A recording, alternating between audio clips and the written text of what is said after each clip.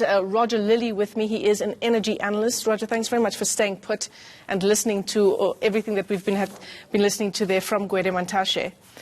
So at the end of that briefing now, do you come away with the sense that we have a plan forward as we sit in the middle of rotational load shedding? Michelle, we do have a plan. I'm not 100% happy with the plan, but we do have a plan. And until I see the details so that we can actually start looking at the numbers, it's difficult to really make hard and fast statements. But there are certain elements that are concerning.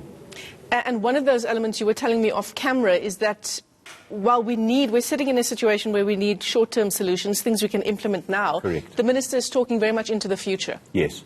What's that technology about? Well, he's speaking about more nuclear, which is going to take 10 years to build after the contracts have been signed, and they haven't got any contracts. You just heard him say so. So he's got to start that whole process. That's going to take 2 or 3 years.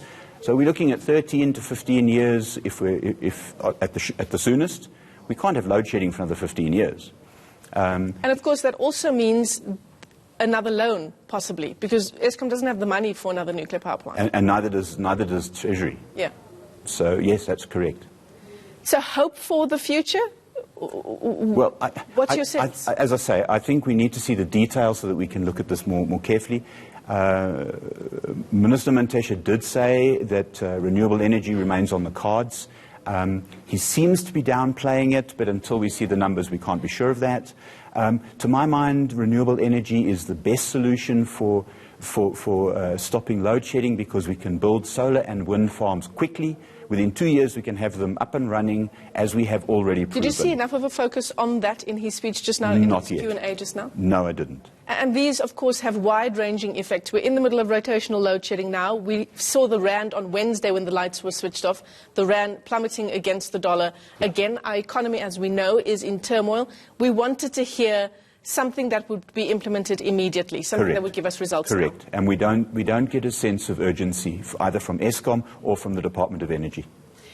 The finance minister, though, is expressing some, how shall we say, frustration over that lack of a sense of urgency that you've just described. And he's talked about policy not being the problem. We've got the policies. Let's implement it. Yes.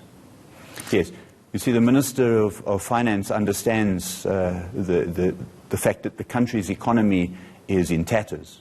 And if we saw earlier in the year the dreadful unemployment figures, and as the economy winds down, we're going to see more and more of that.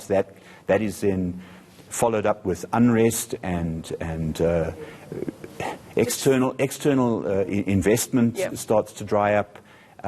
It's really not a good plan. And as we see the president on these number of roadshows around the world trying to attract that investment, it becomes all the more difficult for him to do so. Correct. Thanks very much for coming into studio. Roger Lilley is an energy expert, and of course that's as the energy minister releases government's energy blueprint. We'll continue to